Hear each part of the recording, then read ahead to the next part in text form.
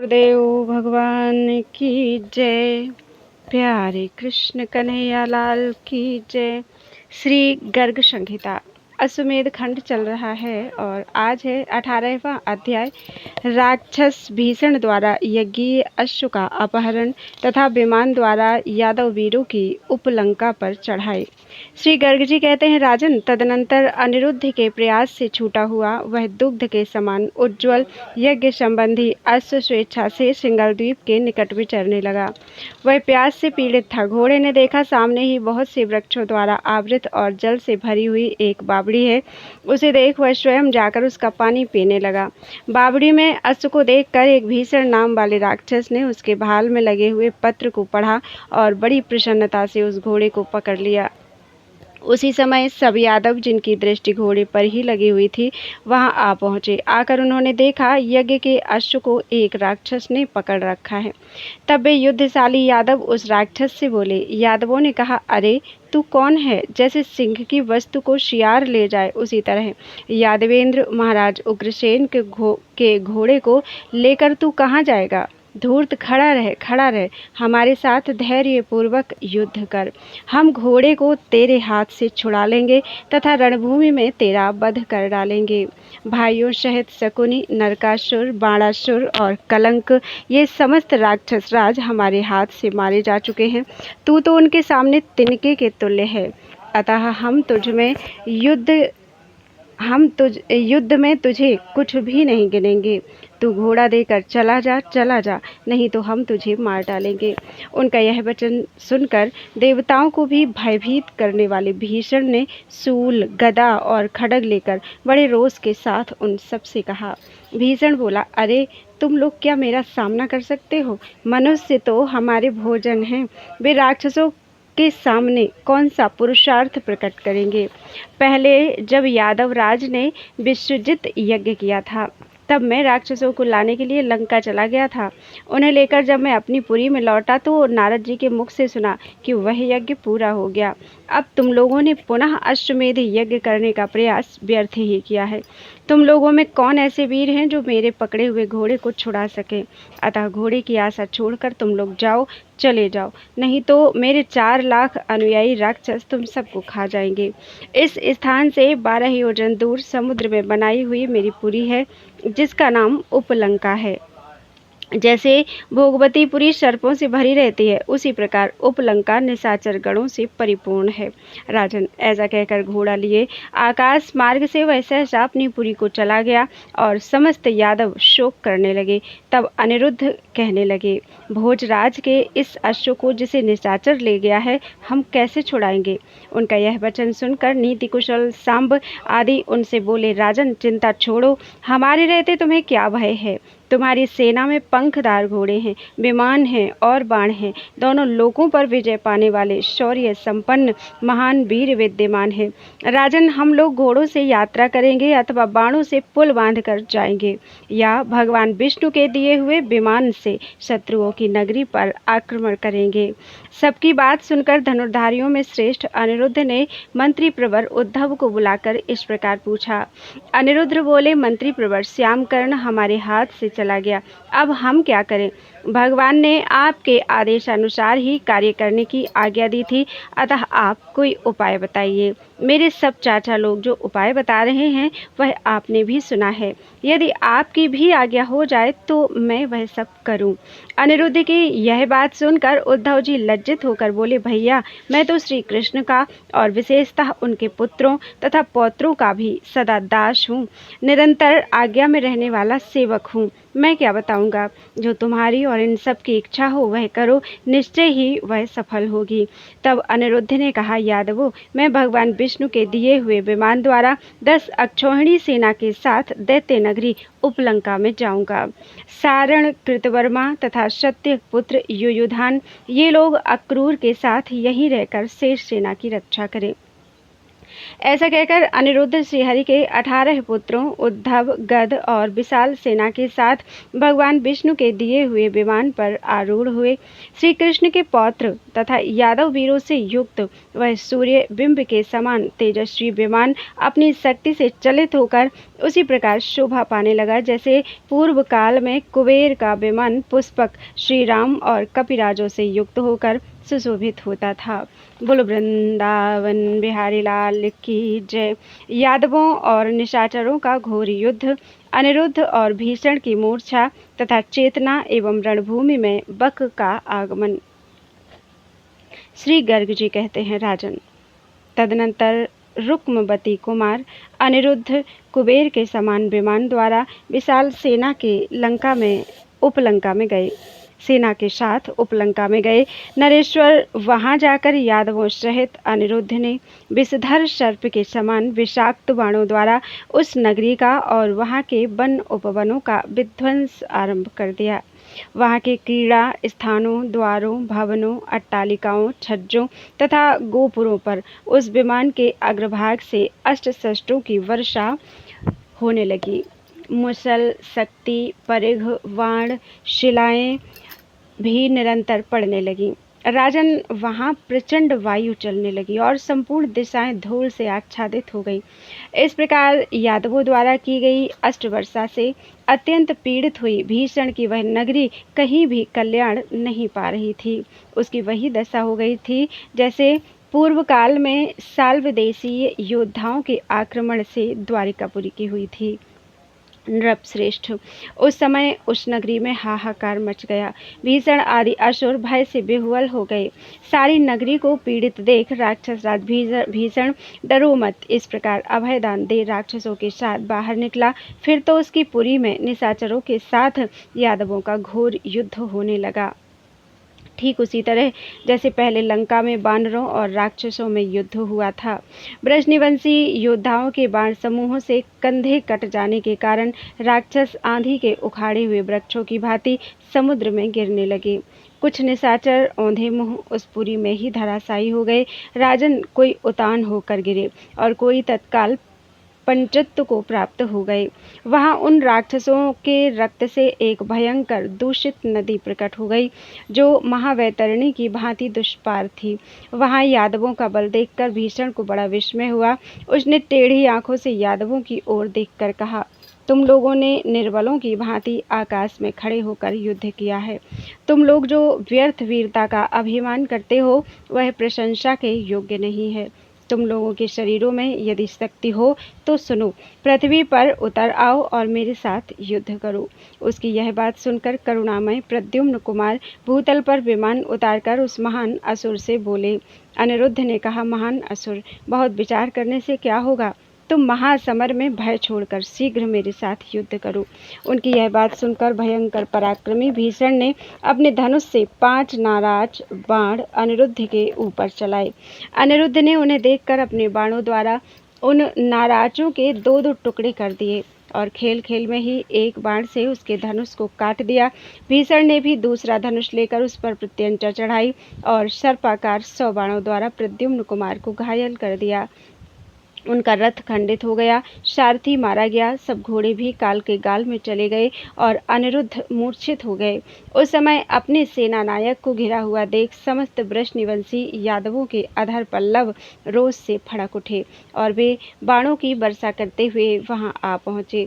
उन बहुसंख्यक वीरों को आया देख उस असुर ने रोषपूर्वक धनुष को रखकर गदा से ही उन सबको मार गिराया, जैसे सिंह अपनी दाढ़ों से ही मृगों को कुचल देता है। गदा की मार से पीड़ित हुए यादव सैनिक भूतल पर गिर पड़े, उनके सारे अंग छिन्न भिन्न हो गए।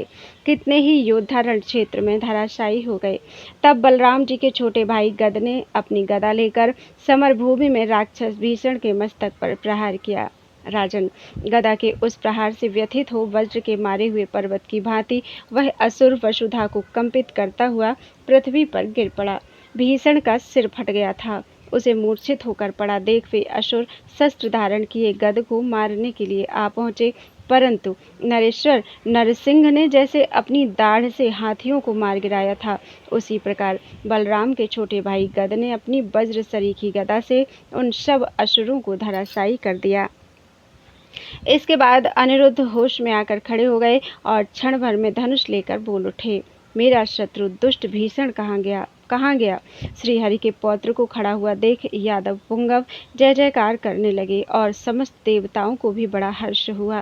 तदनंतर नारद जी से सूचना पाकर भीषण का पिता निशाचर वक जंगल से कुपित होकर वहां आया। महाराज, वह कज्जल गिरी के समान काला और ताड़ के बराबर ऊंचा था। उसकी जीभ लपलपा रही थी, नेत्र भयंकर हो गए थे तथा वह त्रिशूल और गदा लिए हुए था। एक हाथी को बाएं हाथ से पकड़कर मुंह से चबाता हुआ वह राक्षस रक्त से नहा गया था और बड़े भारी पिशाच के समान दिखाई देता था। उसके दोनों पैर ताड़ के बराबर बड़े थे। वह उनकी धमक से भूतल को कंपित कर रहा था। देवताओं के हृदय में भय उत्पन्न करने वाला वह निशाचर जनता के लिए काल सा दिखाई देता था। उसको आते देख वहां सब यादव आतंकित हो गए और श्री कृष्णचंद्र के चरणारविंदों का स्मरण करते हुए वे सब आपस में इस प्रकार कहने लगे। यादव बोले, मित्रों बताओ, यह कौन हमारे निकट आ पहुंचा है? इसका रूप बड़ा ही बीभत्स है और यह काल के समान निर्भय प्रतीत होता है। इस प्रकार जब सब लोग बोलने लगे तो वहां महान कोलाहल छा गया। बक को देखकर वे सब निशाचर प्रसन्न हो गए। राजन, भीषण को मूर्छित देख राक्षस राज बक संग्राम में बारंबार हा दैव कहता हुआ शोक मग्न हो गया। नरेश्वर तत्पश्चात 2 घड़ी में मूर्छा त्याग कर भीषण उठा और कहने लगा, मेरे भय से गद कहाँ भाग गया? अपने पुत्र को उठा देख उस नरभक्षी राक्षस को बड़ा हर्ष हुआ। वह बोलने में बहुत कुशल था। उसने बेटे को हृदय से लगाकर उत्तम वचनों द्वारा उसे आश्वासन दिया। महाराज, पिता को सहायता के लिए आया देख भीषण ने प्रसन्न चित्त होकर उन्हें प्रणाम किया। बोलो वृंदावन बिहारी लाल की जय। 20वां अध्याय बक और भीषण की पराजय तथा यादवों का घोड़ा लेकर आकाश मार्ग से लौटना। श्री गर्ग जी कहते हैं, राजन, तदनंतर असुरों के बीच में खड़े होकर राक्षस बक ने भीषण से युद्ध का अभिप्राय पूछा। बेटा, इन तिनकों के समान यादवों के साथ किस लिए युद्ध हुआ था जिससे तुम मूर्छित हो गए और बहुत से राक्षस मारे गए? यह तो बड़े आश्चर्य की बात है। राजन, बक के इस प्रकार पूछने पर भीषण ने मुंह नीचे करके अश्वमेध के घोड़े को पकड़ लाने के संबंध में सारी बात बताई। पुत्र की बात सुनकर बक ने अपनी गदा ले ली और यादव सेना में उसी प्रकार प्रवेश किया जैसे जंगल में दावानल प्रकट हो जाता है, जैसे सिंह सोए हुए मृगों को रौंद डालता है, उसी प्रकार सामने आए हुए यादवों को बक ने दोनों पैरों से, हाथों से, भुजाओं से और गदा के आघात से कुचल डाला। वह घोड़ों को पकड़कर आकाश में फेंक देता था। हाथियों तथा रथों की भी यही दशा करता था। बलवान बक युद्ध में मनुष्यों को अपना भक्ष्य बनाता हुआ जोर जोर से गर्जना करने लगा। यदुकुल तिलक वज्रनाभ उस राक्षस की गर्जना से लोकों सहित संपूर्ण विश्व गूंज उठा। भूमंडल की जनमंडली बहरी हो गई। उसके इस विपरीत युद्ध से समस्त यादव हाहाकार करने लगे और मन में अत्यंत खिन्न हो गए। उस दुरात्मा राक्षस से अपनी सेना को अत्यंत पीड़ित होती देख प्रचंड पराक्रमी जाम्बवती नंदन सांब ने 5 नाराज लेकर अपने धनुष पर रखकर तत्काल ही बक को लक्ष्य करके छोड़े। मानद नरेश बेबाण उसके शरीर को विदीर्ण करते हुए तत्काल भूतल में घुस गए और भोगवती गंगा का जल पीने लगे। राजन, उन बाणों के आघात से बक पृथ्वी को कंपित करता हुआ गिर पड़ा, किंतु पुनः उठकर मेघ गर्जना के समान सिंहनाद करने लगा। तब पुनः जाम्बवती कुमार ने उसे 5 बाण मारे। उन बाणों के आघात से चक्कर काटता हुआ बक लंका में जा गिरा। नरेश्वर, वहां से आकर उस राक्षस ने अग्नि के समान प्रज्वलित 3 शिखाओं वाले त्रिशूल को लेकर सांब पर दे मारा, जैसे किसी ने फूल से हाथी पर आघात किया हो। त्रिशूल को आते देख सांब ने शीघ्र बाण मारकर अनायास ही युद्ध स्थल में उसके टुकड़े टुकड़े कर डाले, जैसे गरुड़ ने किसी नाग को छिन्न भिन्न कर डाला हो। महाराज, तब रण दुर्मद बक ने भारी गदा लेकर सांब के घोड़ों और सारथी को मार डाला। फिर रथ और पताका को भी चूर चूर करके वह सांब से बोला, तुम दूसरे रथ पर बैठकर मेरे साथ युद्ध करो। इस समय तुम रथहीन हो, इसलिए रणभूमि में मैं अधर्म या अन्याय से तुम्हें नहीं मारूंगा। उस दैत्य के ऐसा कहने पर हंसते हुए सांब ने किंचित कुपित होकर बक की कपाट जैसी छाती पर शीघ्र ही गदा से आघात किया। युद्ध स्थल में उस गदा से आहत हुआ बक मन ही मन कुछ व्याकुल हो उठा। फिर वह सांब की कोई परवाह ना करके यादव सेना में जा घुसा। वहां पहुंचकर उस निशाचर ने गदा के आघात से बहुत से हाथियों, घोड़ों, रथों और मनुष्यों को उसी तरह मार गिराया जैसे मृगराज सिंह मृगों के समुदाय को धराशायी कर देता है। नृपेश्वर, उस समय यादव सेना में हाहाकार मच गया। राजन, यह देख रुक्मवती नंदन अनिरुद्ध रोषपूर्वक एक अक्षौणी सेना के साथ वहां आए और सबको अभय देते हुए बोले। अनिरुद्ध ने कहा, रे मूढ़, तू वीर पुरुष का सामना छोड़कर क्या युद्ध करेगा? निशाचर, भयभीतों को मारने से तेरी प्रशंसा नहीं होगी। यदि तेरे शरीर में शक्ति है तो मेरी बात सुन, मेरे सामने आकर यत्नपूर्वक युद्ध कर। राजन, इस प्रकार अनिरुद्ध की बात सुनकर बकासुर रोष से सर्प की भांति फुफकारता हुआ उनके सामने शीघ्र युद्ध के लिए आया। युद्ध स्थल में उसे आया देख धनुर्धरों में श्रेष्ठ अनिरुद्ध ने रोषपूर्वक उसे 10 नाराज मारे। वे बाण शीघ्र ही उसके शरीर को छेद कर बाहर निकले और फिर भीषण को भी विदीर्ण करते हुए भूतल में समा गए।